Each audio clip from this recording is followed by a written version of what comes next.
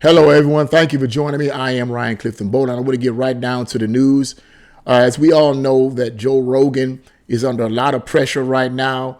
He's facing a lot of opposition in reference to a set of, videos that he made some time ago.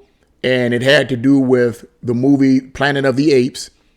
And accordingly, as he's going through a black neighborhood, he uses the so-called N-word.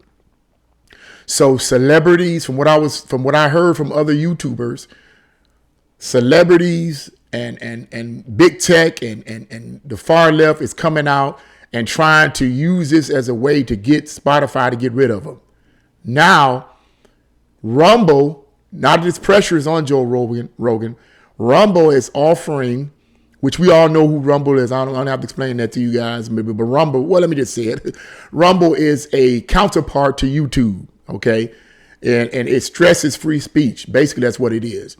So a lot of people are joining Rumble, and Rumble, the executives of Rumble offered Joe Rogan $100 million to join, okay? But because they offered him this because Joe Rogan is under a lot of pressure from the far left, from celebrities, because he used some words. He used the N-word during this time, after he watched Planet of the Apes and he's going through a black neighborhood, he used the N-word, but he wasn't using it in a derogatory way because he explained that in the video. Some of you guys may have seen the video where he's explaining to them and apologizing to them, which I feel, in my opinion, he should have never did because, it's just a bunch of nonsense. But I'm going to get into that later.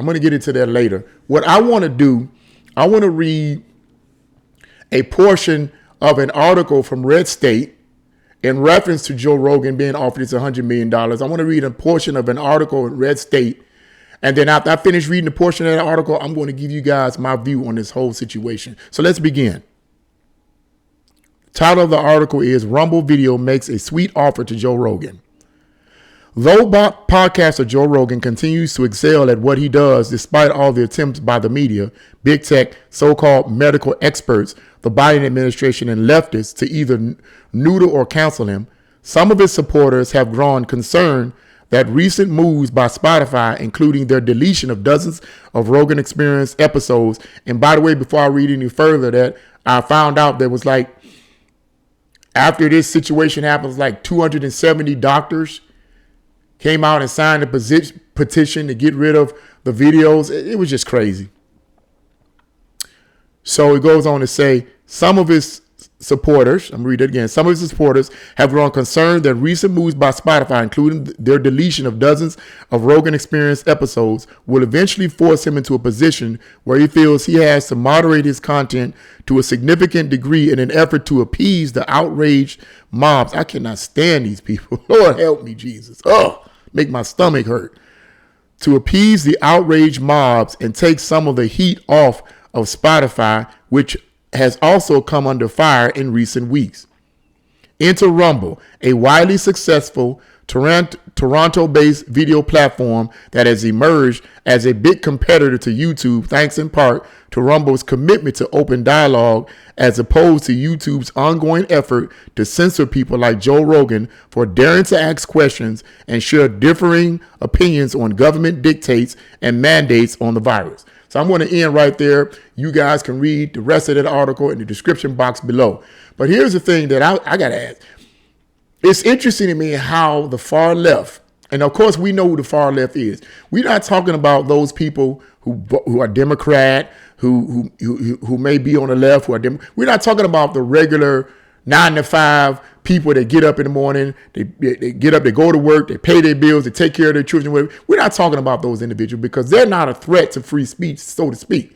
The people who are a threat to the free speech are the big tech companies whom the owners have a Marxist, communist, socialist mentality as far as I'm concerned. These big tech companies, in my view, based on my studies, these big tech companies and politicians are nothing more than communists in disguise who want to bring on they have this idea that socialism and communism is the best way to go. You would have to be as crazy as a Betsy bug to believe that. Clearly, they don't know history. If they know anything about the history of communism and socialism, they wouldn't dare even try to implement this concept. But I believe these big tech companies and politicians are all communists in disguise. They're the ones controlling the narrative. Now, here's what I wanted to point out.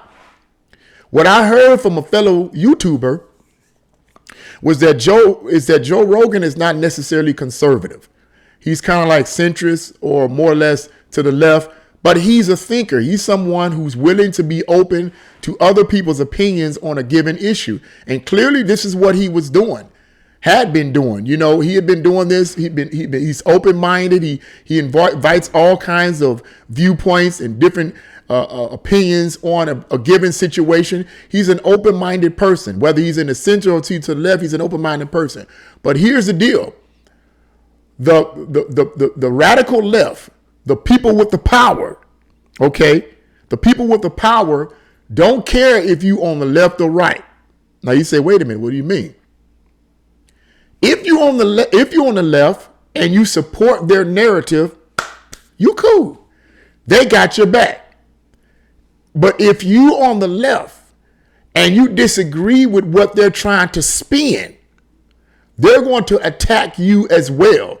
It might not be as extreme, but they're going to attack you as well. Now, in the case of Joe Rogan, in my opinion, this is an extreme case because first they couldn't get rid of him when he had these two doctors, professional doctors on his show, highly decorated doctors, highly educated doctors on his show, giving a difference of opinion about the virus.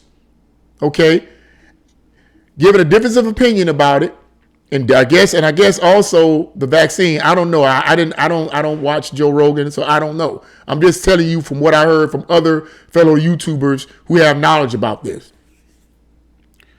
They can't, they came after him. Do you have this guy? What is it, Neil Young, or this singer Neil Young from from the year 1732, and I think he's like 820 years old. I think he comes from 1732. No, I think it's 1800. He was born in 1800, and he's like 800 years old. Okay, at least. Y'all get my point. But it's an older guy, Neil Young, Neil whatever, and he makes an ultimatum. Well, if you get rid of Joe Rogan or I'm leaving. Well, they got rid of him. So I figured, I guess, okay, they got rid of this guy, but they didn't get rid of Joe Rogan. So the far left said, okay, we can't destroy Joe Rogan that way. So what we're going to do, we're going to go back into the archives of history, because that's what they do. If they can't get you one way, they'll try to get you another way. So we're going to go back into the archives of his history. We're going to look into his other videos and try to find some dirt. Excuse me, pick up some dirt in the past. Oh, he used the N-word. And really clearly, according to some sources, said that when he used the so-called N-word, I'm so sick of that nonsense. When he used the N-word, he wasn't using it in a derogatory way. Everybody knows that.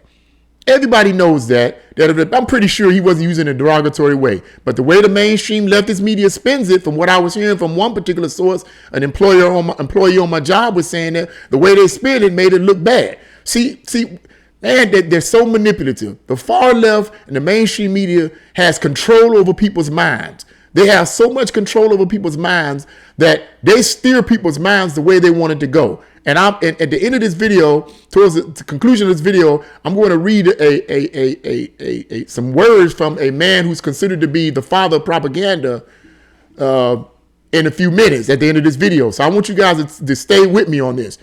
But they go on this man's past to try to dig up some dirt, to try to get him out of there. So now he's under pressure and so forth. And now this is when Rumble offers him $100 billion. Whether or not he should accept the $100 million or not, that's a given. I don't know. But the point is that I wanted to make in this video is that the far left, the people who have the power, not the regular Joe Schmoes, not the regular people, they don't have the power. You know, the regular people on the left do not have the power to win over people's minds, to persuade and convince people. They don't have the power. The only people that have the power to do this is the mainstream media, politicians, and big tech, because they control the narrative. Now, The only other kind of groups that have some influence is these activists, these far left loony activists, the people that walk around with the blue hair and with nose rings in their ear, the big nose rings and blue hair, and they look like aliens. These people are completely delusional. They're scary to me, and I wouldn't have any real rational discussion with them. I really believe something is wrong with them. The way they act, they're extremely emotional, they're erratic. They have they're just brainwashed. They're under mind control, in my opinion. So I wouldn't even have a discussion with them. But these are the only ones that are, these people on a smaller level are kind of a threat in the sense that they get violent sometimes. They scare me. They creep me out. So I don't know. It's just that we have to really look into this. So what I'm going to do, I'm going to read you guys a small portion of this and then of this man's quotations, and I'm going to end this video on this because I think I'm running out of space here. This guy's name is Edward Bernays. He's considered to be the father of propaganda, and he wrote a book in 1928 called Propaganda. And this is what he says. He wrote, "Those who manipulate the unseen mechanism of society constitute an invisible government, which is the true ruling power of our country. We are governed, our minds are molded, our tastes formed, our ideas suggested, largely by men we have never heard of. In almost every act of our lives, whether in the sphere of politics or business, in our social conduct or our ethical thinking, we are dominated by the relatively small number of persons who understand the mental processes and social patterns of the masses.